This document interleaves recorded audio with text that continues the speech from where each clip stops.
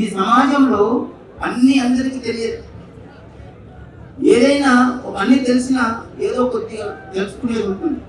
ఒక్కొక్కరి ద్వారా ఒక్కొక్కరు తెలుసుకునేటటువంటి విషయం ఉంటుంది. అందుకే మన భారతీయ సనాతన ధర్మము ఋషులు అందించినటువంటి సంప్రదాయం ఏం చెప్తుందంటే ప్రతి ఒక్కరి కూడాను నువ్వు ఆదర్శంగా నిలబడాలి. ఆదర్శంగా నిలబడాలి అంటే మనం ఏం చేయాలి? ఈరోజు నేను ఇక్కడ చూస్తుంటే సిద్దిపేటలో చూస్తుంటే ఇది త్రివేణి సంఘం ఎలాగైతే కనిపిస్తుందో ఈరోజు సిద్దిపేట త్రివేణి సంఘం కనిపించినట్టు కనిపిస్తుంది. ఎక్కడ చూసినా ఈ పాయ చూసామనుకో ఇక్కడ జనాలు ఉన్నారు, ఈ పాయ చూసి ఇక్కడ జనాలు ఉన్నారు, ఈ పాయ చూసి ఇక్కడ జనాలు, ఎక్కడ చూసినా జనాలు ఉన్నారు. ఎందుకు అంటే మన ఈ స్వగ్రామంలో మన సనాతన ధర్మం పైన ఎంత ప్రేమ విశ్వాసం మనకు ఉంది అంటే మన పూర్వీకుల యొక్క ఆశీస్సులు అనుగ్రహం మన పైన ఉంది. వాళ్ళు అందించినటువంటి మనం ఈ రోజుల్లో అజ్ఞానంలో ఉన్నాం.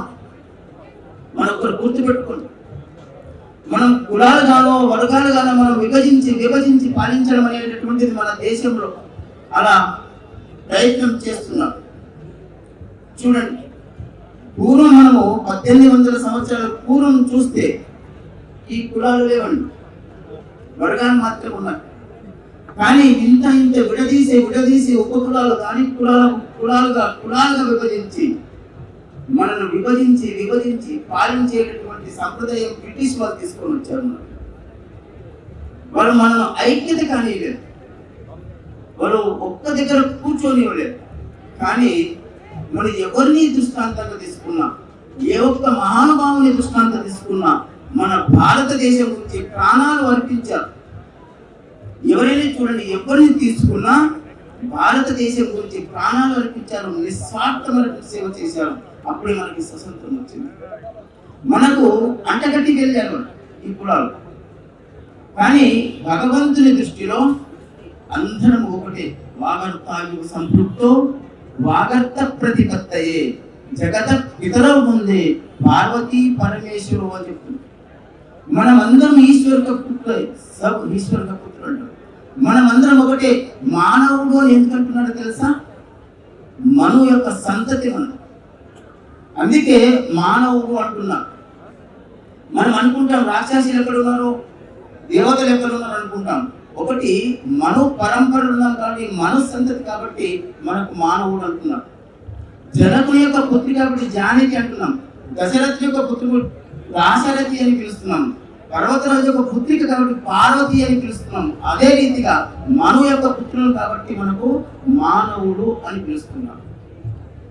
ఇది ఈ రాక్షసత్వం కానీ దైవత్వం కానీ మానవత్వం కానీ కులంతో రాదండి. కులంతో రాదు, సంపర్కంతో మనకి ఏర్పడుతుంది. ఒక్కటి దృష్టాంతం చెప్పి ముగిస్తాను. శ్రీకృష్ణుని పరమాత్ముడు అంటున్నాం, దేవకి వసుదేవకులను ఏమంటున్నాం? మానవులు అంటున్నాం. అదే కుటుంబంలో పుట్టినటువంటి కంసుని ఏమంటున్నాము? రాక్షసుడు అంటున్నాం. ఒకటే కుటుంబం. చూడండి, కుటుంబం ఒకటేనా? వేరు కాదు. ఒకటే కుటుంబంలో ఉద్భవించినటువంటి వారికి కృష్ణునికి దేవుడు అంటున్నాం, పరమాత్ముడు అంటున్నాం. అదే ఆ తల్లిదండ్రులకు ఏదైతే ఉందో ఆ తల్లిదండ్రులకు దేవకి వసుదేవులకు ఏమంటున్నాము? మానవులకు పరిగణిస్తున్నాం. అదే కుటుంబంలో పుట్టినటువంటి వాడికి కంసుడికి రాక్షసుడు అని పిలుస్తున్నాం. ఎప్పుడు రాక్షసత్వం ఎప్పుడు? మనలో ఉండేటటువంటి తత్వం ఏదైతుందో ఆ తత్వాన్ని ఏదైతే నువ్వు పెంపొందించుకుంటావో ఆ పెంపొందించుకున్నటువంటి తత్వాన్ని బట్టి మనకు ఆ యొక్క భావన ఏర్పడుతుంది. కాబట్టి దైవత్వంలో మనం ఉన్నాం అనుకోండి, దైవంలో వెళ్ళిపోతాం. రాక్షసత్వంలో ఉన్నామనుకోండి, రాక్షసత్వంలో వెళ్ళిపోతాం. మానవత్వం ఉంటే మానవునికి 4 హృదయాలు ఉంటాయి. దైవ హృదయం, మానవ హృదయం, రాక్షస హృదయం, పైశాచిక హృదయం అంటే 4 హృదయాలు ఉంటాయి. ప్రతి ఒక్కరిలో ఉంటాయి. ఎవరు ఏ రకంగా ఉన్నా ప్రతి ఒక్క హృదయంలో ఉంటాయి. ఎవరు ఏదైతే వృత్తి చేసుకుంటారో వారికి అది వృత్తి అవుతుంది. అదే రీతిగా మనము మానవత్వంగా మనం పయనించాలి. మన పూర్వీకులు ఏం చెప్పారో మనం ఆచరించాలి.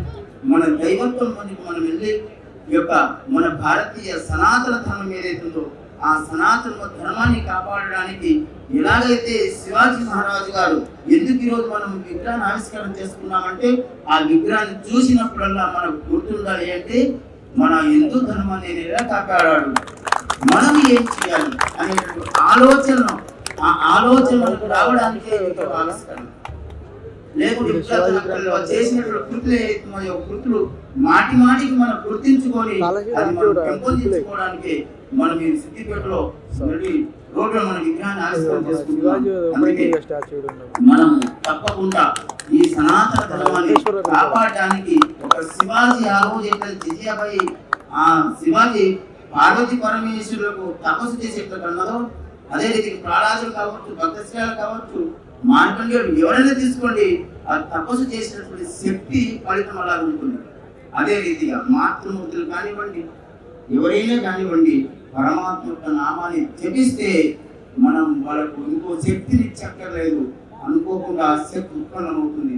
ప్రతి ఒక్కరు కూడా శివాజీలో తయారై మన భారతదేశాన్ని కాపాడుకునేటువంటి బాధ్యత ప్రతి ఒక్కరి మీద ఉందని తెలియజేస్తూ, ఈ రోజున హిందూ హాయిని సంస్థ ఏదైతుందో అది భారతదేశం నుండి ఉంది.